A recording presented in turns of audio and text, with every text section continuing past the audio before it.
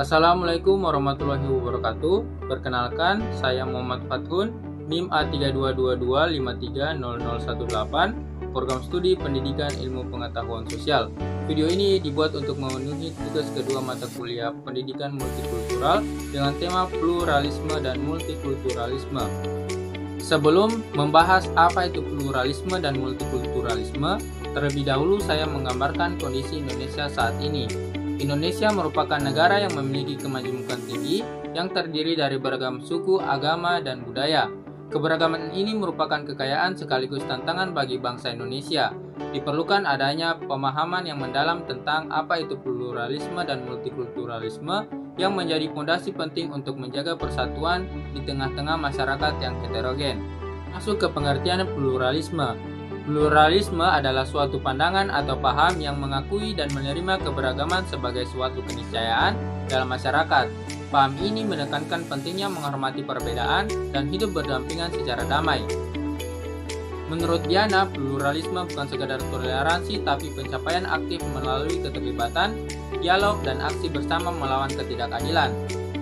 Secara etimologis, istilah pluralisme berasal dari bahasa Latin plural yang berarti beragam dan isme dan yang berarti paham atau ajaran. Dengan demikian, pluralisme dapat dipahami sebagai paham yang mengakui keberagaman berbagai kelompok, identitas, dan nilai dalam suatu masyarakat. Selanjutnya, ketiga, pengertian multikulturalisme. Multikulturalisme adalah suatu paham atau kondisi masyarakat yang terdiri dari banyak kebudayaan yang berbeda-beda. Konsep ini tidak hanya sekedar mengakui perbedaan tetapi juga menekankan penerimaan, penghargaan, dan integrasi terhadap keberagaman budaya tersebut. Menurut Bikku Parek, multikultural adalah masyarakat yang terdiri dari berbagai komunitas budaya dengan kelebihan masing-masing yang memiliki perbedaan dalam konsepsi mengenal dunia, nilai, sistem organisasi sosial, sejarah, dan adat istiadat.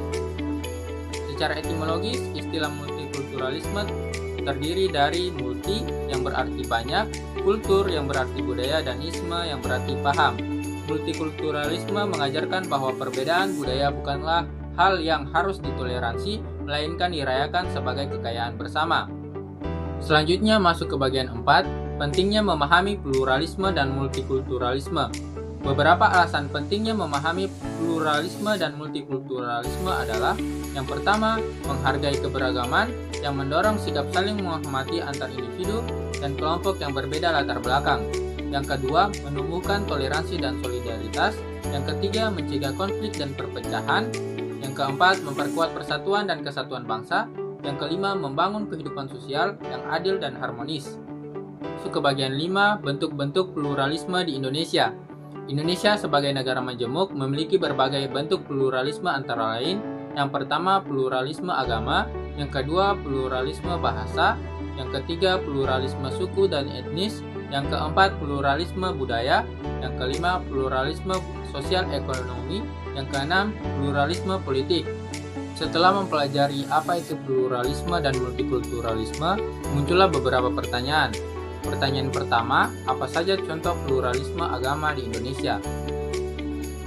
Contoh pluralisme agama dapat dilihat dari: yang pertama, perayaan Hari Raya Keagamaan Nasional.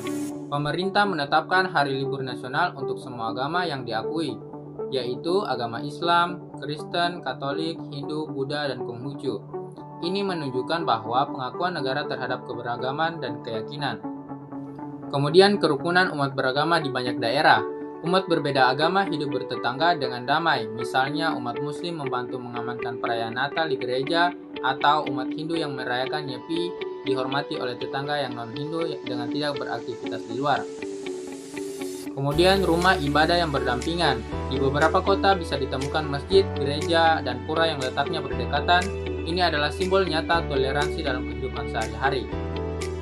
Itulah contoh dari pluralisme agama yang ada di Indonesia. Kemudian pertanyaan selanjutnya adalah bagaimana pluralisme berkontribusi pada persatuan dan apa tantangan politik identitas. Pluralisme ini ibarat lem yang menyatukan berbagai bagian. Dengan mengakui dan menghargai perbedaan, masyarakat tidak merasa diasingkan. Mereka merasa menjadi bagian yang sama-sama penting di Indonesia. Prinsip Bhinneka Tunggal Ika adalah buah dari pluralisme kita berbeda-beda tetapi tetap satu. Ketika setiap kelompok merasa dihargai, maka rasa cinta tanah air dan semangat untuk menjaga persatuan akan lebih kuat. Kemudian terkait tantangan politik identitas. Politik identitas adalah racun bagi pluralisme. Ini terjadi ketika kelompok orang, biasanya politisi, memanfaatkan perbedaan suku, agama, atau ras untuk mendapatkan kekuasaan. Caranya, mereka dengan mengorbankan sentimen, menyebarkan ketakutan, mengklaim kelompoknya adalah yang paling benar, yang paling dirugikan, contohnya dalam pemilu. Kemudian terkait tantangan politik identitas. Politik identitas ini adalah racun bagi pluralisme. Ini terjadi ketika sekelompok orang yang biasanya politisi memanfaatkan situasi perbedaan suku, agama, atau ras untuk mendapatkan kekuasaan. Caranya dengan menyebarkan sentimen kita melawan mereka, menyebar ketakutan dan mengklaim kelompoknya ialah yang paling benar atau yang paling dirugikan. Contohnya dalam pemilu, seseorang calon yang bukan menjual program kerjanya tetapi malah menyerang identitas agama atau suku calon lain untuk mendapatkan dukungan. Menurut saya ini sangat berbahaya karena dapat memecah belah bangsa persatuan yang sudah dibangun. Kemudian masuk ke pertanyaan ketiga, di mana fungsi pluralisme dalam mencegah perpecahan? Fungsi pluralisme ini dalam mencegah perpecahan ada pada kemampuannya yang bisa menjadi rem dan peredam dalam masyarakat. Sebagai rem, pluralisme mengajarkan bahwa konflik bukanlah jalan penyelesaian. Sebelum terjadi keributan besar, karena perbedaan nilai-nilai pluralisme seperti saling hormat dan dialog akan mengingatkan masyarakat untuk berhenti dan mencari jalan damai. Kemudian pluralisme juga sebagai peredam ketika terjadi gesekan sosial.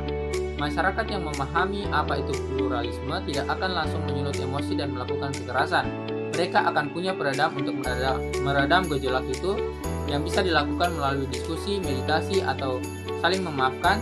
Jadi pluralisme ini berfungsi sebagai sistem kekebalan tubuh sosial yang membuat masyarakat tidak mudah terpecah belah.